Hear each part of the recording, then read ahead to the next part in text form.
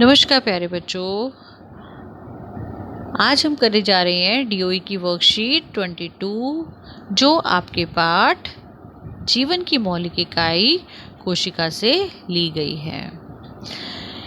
ज्ञान पूछता है दीदी से, दीदी जीव द्रव्य क्या होता है और एक कोशिका सभी जैविक क्रियाओं को कैसे कर पाती है।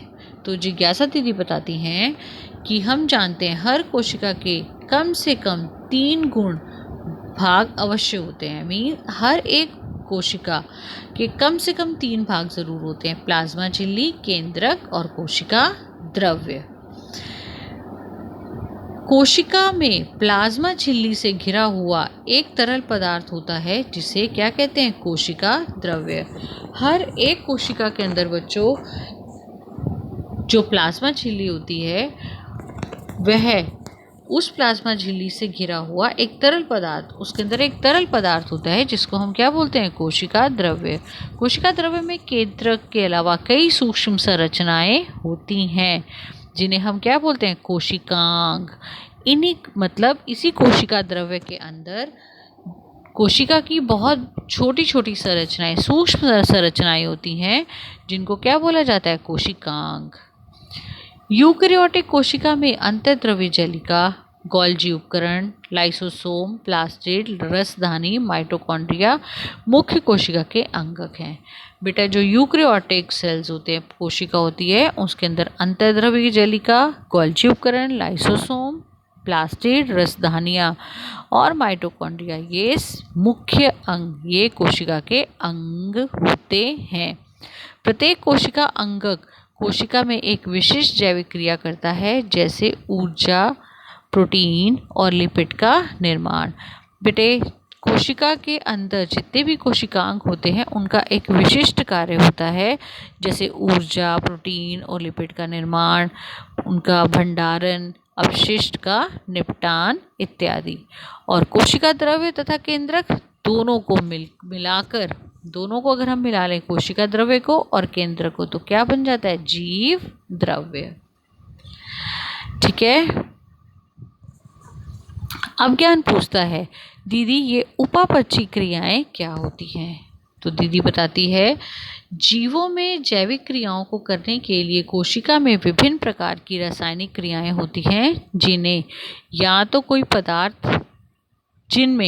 कोई पदार्थ बनता है, जैसे प्रोटीन का निर्माण होता है, या फिर वो विघटित हो जाती हैं और क्या बनाते हैं, ग्लूकोज।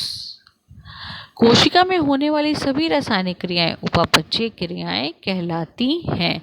मतलब दीदी विज्ञान को समझाती हैं कि कोशिका में विभिन्न प्रकार के रासायनिक क्रियाएं होती हैं, जैसे आपका प्रोटीन का निर्माण करना, ऊर्जा के रूप में विघटित होना।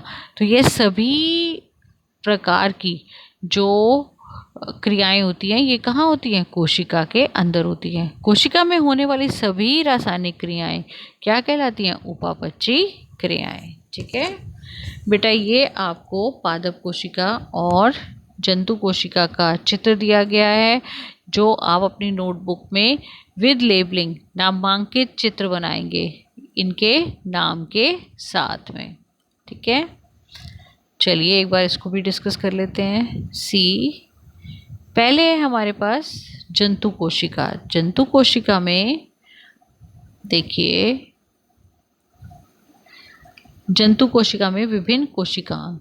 पहला बेटा जो आउटर है ये हमारी क्या कहलाती है, कोशिका झिल्ली, गोल्जी उपकरण, राइबोसोम्स, कोशिका द्रव्य बेटा ये सारा, लाइसोसोम। लाइसोसोम का क्या फंक्शन होता है, ये डाइजेशन का काम करते हैं। माइटोकॉन्ड्रिया, ये रहा आपको माइटोकॉन्ड्रिया, और केंद्रक। ये बेटा आपके जंतु कोशिका के अंगक हैं। अब देखिए पादप कोशिका।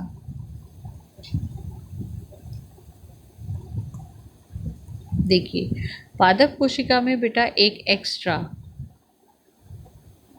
प्लाज्मा झिल्ली के अलावा एक एक्स्ट्रा झिल्ली भी होती है, जिसको हम क्या कहते हैं, कोशिका भित्ति। क्या बोला जाता है इसको, कोशिका भित्ति। और उसके अंदर क्या होती है, कोशिका झिल्ली। ये देखिए इस टाइप की संरचना जहाँ पे मिलेंगी ये कैसे होते हैं, प्लास्टिड। बेटा ये देखिए इसके अंदर ग्रीन कलर का है हरित लवक, और ये रसधानी। रसधानी जो पादप कोशिका होते हैं उसमें रसधानी बहुत बड़ी पाई जाती है।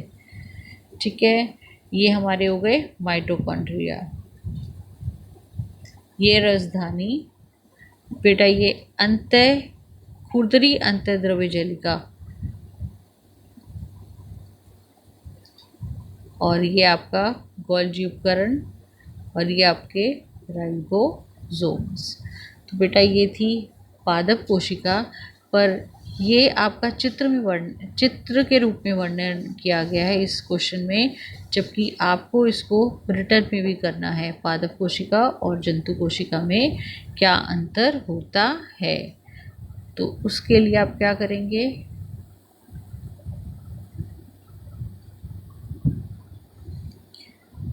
बेटा पादप कोशिका और जंतु कोशिका में क्या अंतर होता है, आपको इसको लिखना भी है, चित्र भी बनाना है। तो एक बार मैं आपके साथ डिस्कस कर लेती हूँ पादप कोशिका और जंतु कोशिका में क्या अंतर होता है। पहला, पादप कोशिका प्रकाश संश्लेषण हेतु क्लोरोप्लास्ट होता है। पादप कोशिका में क्या होता है, क्लोरोप्लास्ट होता है। इसका आकार और आकृति निश्चित होती है क्योंकि इसके बाहर क्या पाई जाती है, भित्ति पाई जाती है। लाइसोसोम नहीं पाए जाते। कोशिकाएं मुख्यतः चतुर्भुजाकार की होती हैं और गाल्ची उपकरण पूर्ण विकसित नहीं होता, जबकि क्लोरोप्लास्ट नहीं होता जंतु कोशिका में। क्लोरो कोशिका भित्ति भी नहीं होती, इसलिए उसका आकार क्या रहता है, अनिश्चित रहता है। लाइसोसोम लेकिन पाए जाते हैं और कोशिका विभिन्न आकार लेती रहती है और गोल्जी उपकरण उपस्थित होता है और पूर्ण रूप से विकसित होता है। अब आजी बच्चे अभ्यास के प्रश्नों पर। पहला, पादप और जंतु कोशिका का चित्र आपको बनाना है और सभी कोशिकाओं के नाम लिखने हैं, मतलब आपको नामांकित चित्र बनाना है ये। ठीक है। नेक्स्ट क्वेश्चन, उपापचयी क्रियाएं क्या होती है, उदाहरण सहित बताइए। तो बच्चे ये रही इसका उपापचयी क्रियाओं का आंसर। बहुत आराम से लिख सकते हैं कोशिका में, यहाँ से स्टार्ट करके। पादप और जंतु कोशिका में अंतर स्पष्ट करो। जैसे बेटे मैंने अभी भी बताया पादप और जंतु कोशिका में क्या अंतर होता है। पादप कोशिका जो होती है,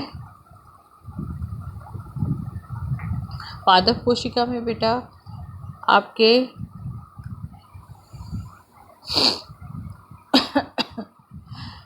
प्रकाश संश्लेषण के लिए क्या होंगे, क्लोरोप्लास्ट होंगे, जबकि वो क्लोरोप्लास्ट आपके जंतु कोशिका में नहीं पाए जाते।